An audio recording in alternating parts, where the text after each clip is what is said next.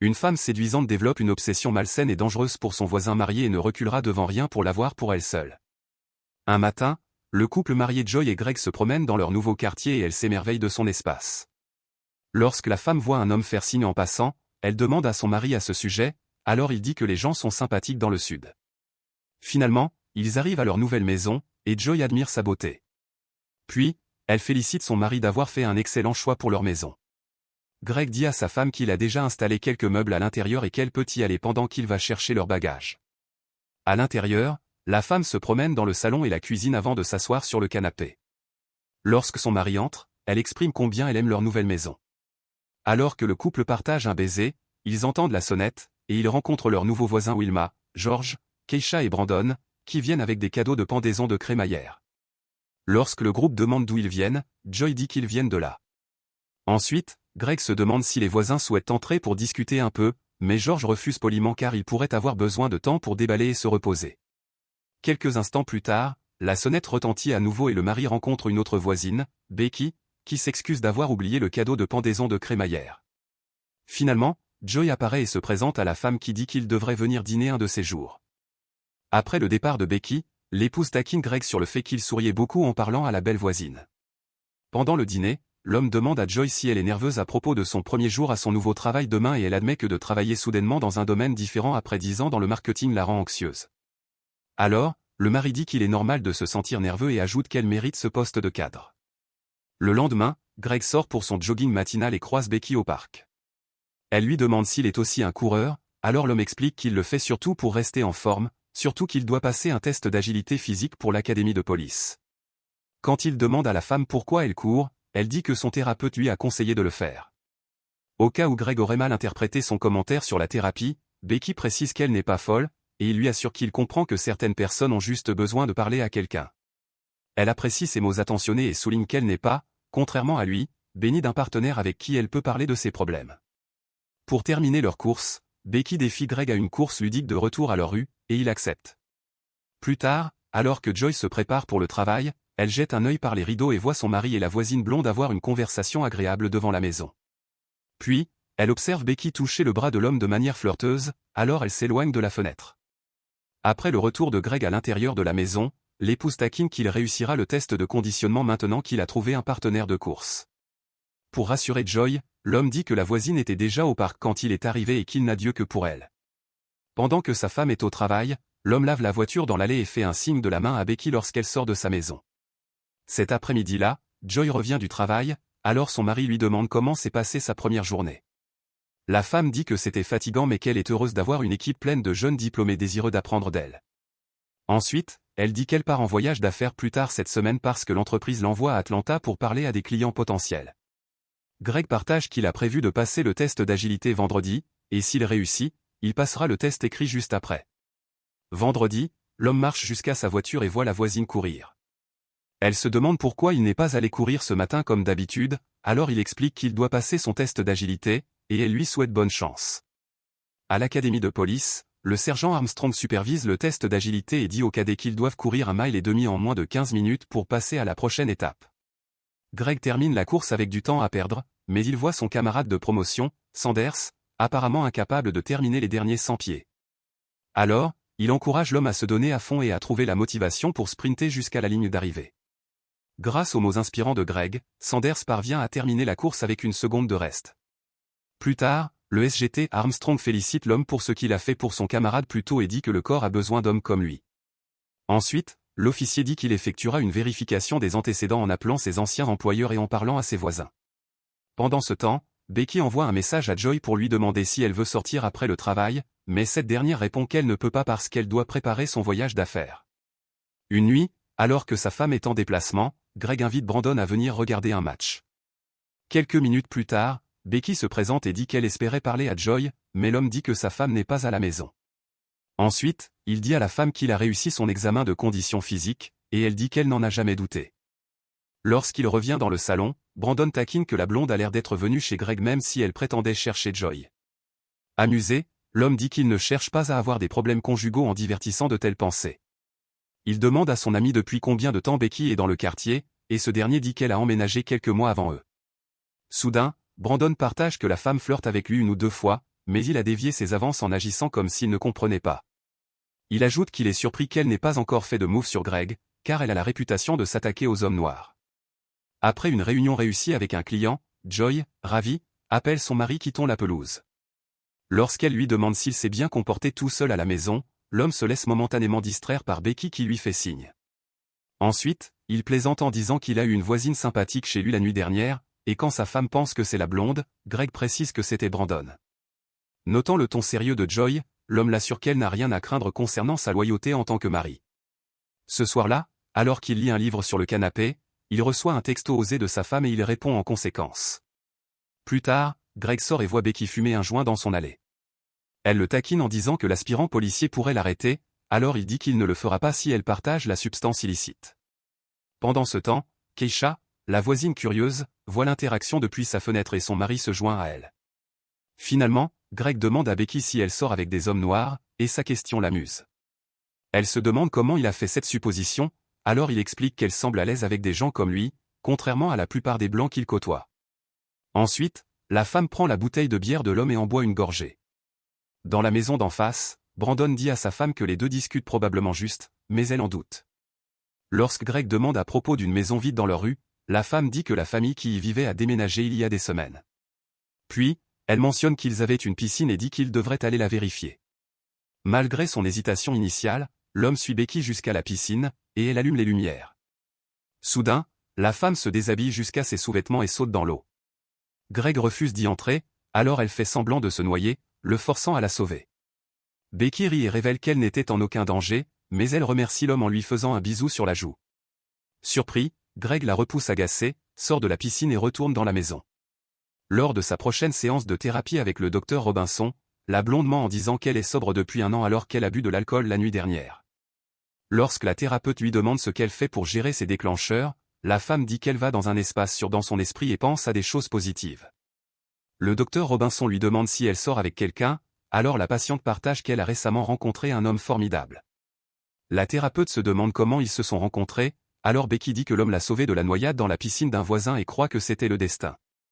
Lorsque le médecin lui dit de prendre les choses lentement car elle a tendance à fuir sur un coup de tête, la blonde insiste sur le fait qu'elle ne fait pas cela. Bientôt, Joy revient de son voyage d'affaires et Becky lui souhaite la bienvenue. Après avoir entendu parler des réunions réussies, la voisine dit qu'elle devrait prendre un café pour célébrer, mais la femme dit qu'elle a une grave allergie à la caféine. Joy ajoute qu'elle veut juste se détendre et câliner son mari, alors la blonde dit qu'elle devrait venir dîner chez elle demain soir car elle doit encore offrir un cadeau de pendaison de crémaillère au couple. Dans la maison, Greg prépare un dîner romantique pour sa femme et lui remet un bouquet de roses en entrant. Avant de déguster le repas, l'homme offre à Joy un bracelet en diamant, qu'elle apprécie.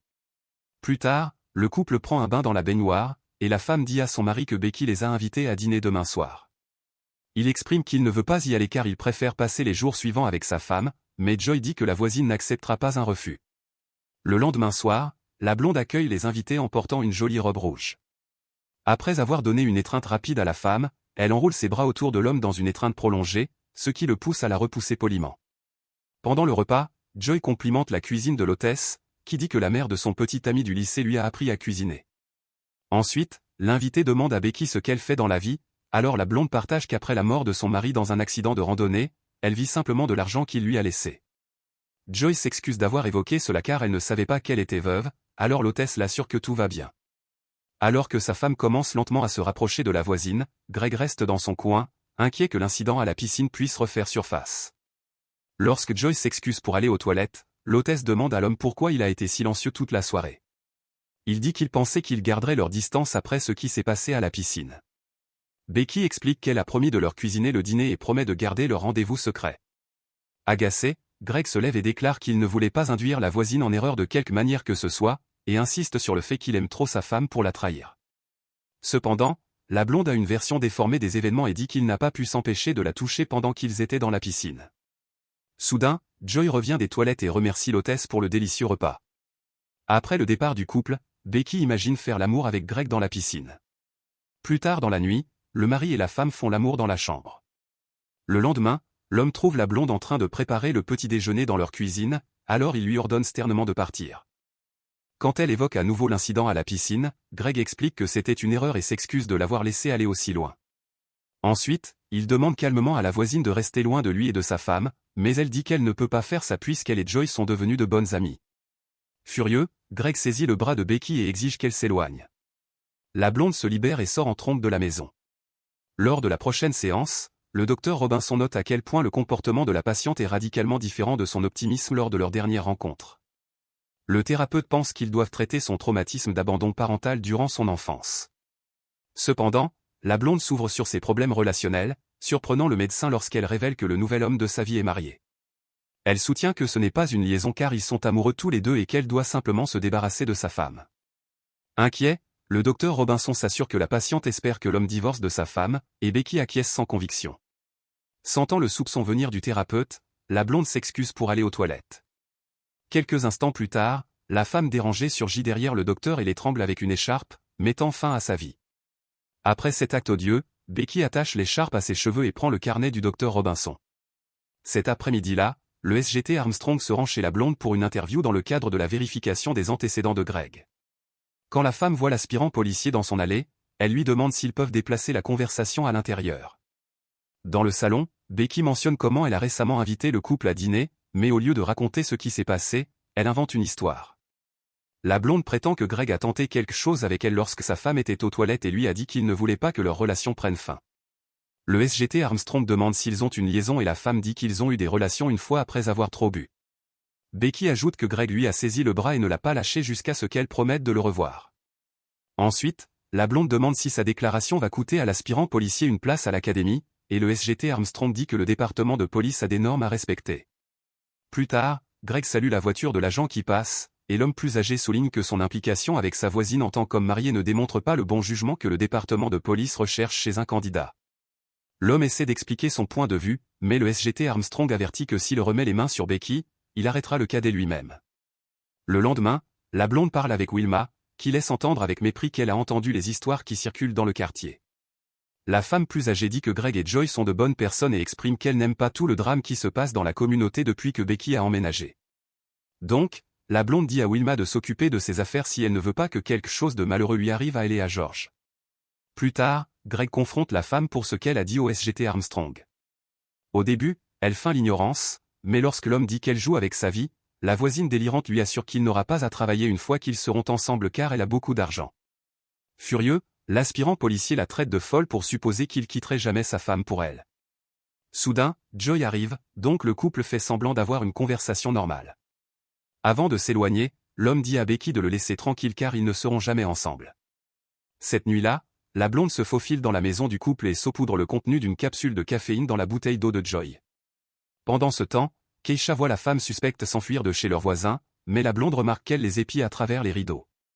Le lendemain, Joy fait une réaction allergique après avoir bu de sa bouteille d'eau.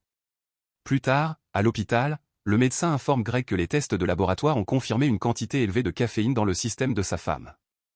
Confus, l'homme dit que Joy prend son allergie au sérieux et qu'elle ne mangerait jamais accidentellement cette substance.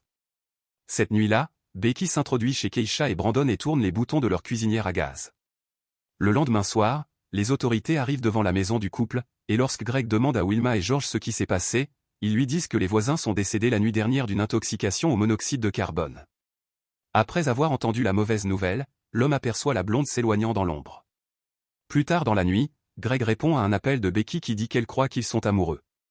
Quand il répond qu'elle a le mauvais numéro, la femme dérangée menace de nuire à sa femme si jamais il la laisse. Pendant que le couple dort, la voisine déséquilibrée s'introduit chez eux et se tient près du lit. Le lendemain, le mari suggère à sa femme de prendre un jour de congé pour qu'ils puissent se détendre et explorer la ville. Plus tard, Becky voit le couple partir en voiture, donc elle s'introduit dans la maison et prend un bain dans leur baignoire. Après s'être séchée, la femme met l'une des chemises de Greg et s'allonge sur le lit. Ce soir-là, le couple revient pour trouver leur salon complètement saccagé, alors Greg appelle la police. Après le départ des policiers, l'homme dit que Becky est responsable, et quand sa femme demande pourquoi, il révèle enfin ce qui s'est passé pendant son voyage de travail. Il admet qu'ils ont pris un verre et que la femme a essayé de l'embrasser. Cependant, Joy a du mal à croire que rien d'autre ne s'est passé et le réprimande de ne lui en parler que parce que la blonde a saccagé la maison. Furieuse, Joy se précipite chez la voisine pour la confronter. À leur grande surprise, la porte d'entrée est déverrouillée mais les lumières ne fonctionnent pas. À l'étage, le couple horrifié trouve les corps sans vie de Wilma et George. Ensuite, Becky émerge de la chambre et assomme Greg avec une batte de baseball. Lorsque Joy demande à la blonde dérangée pourquoi elle a tué leur voisin, cette dernière dit qu'il se mêlait de ses affaires, et la première déduit qu'elle est également responsable de la mort de Keisha et Brandon. Finalement, une bagarre éclate et Joy se retrouve à califourchon sur la tueuse et lui assène plusieurs coups de poing. Cependant, Becky la renverse, mais alors que la femme s'apprête à la frapper avec la batte, elle lui donne un coup de pied dans le ventre. Joy défie la blonde en combat à main nue et son puissant coup fait tomber la meurtrière sur une table en verre. Alors qu'elle essaie d'étrangler Becky, cette dernière la frappe à la tête avec un vase. Juste au moment où la blonde est sur le point de donner le coup fatal, Joy saisit un éclat de verre et lui tranche la jambe. Lorsque la tueuse baisse sa garde, la femme déterminée lui plante un couteau dans le cou, mettant fin à sa vie. Quelques instants plus tard, Greg reprend enfin connaissance, rampe vers sa femme et s'assure qu'elle va bien.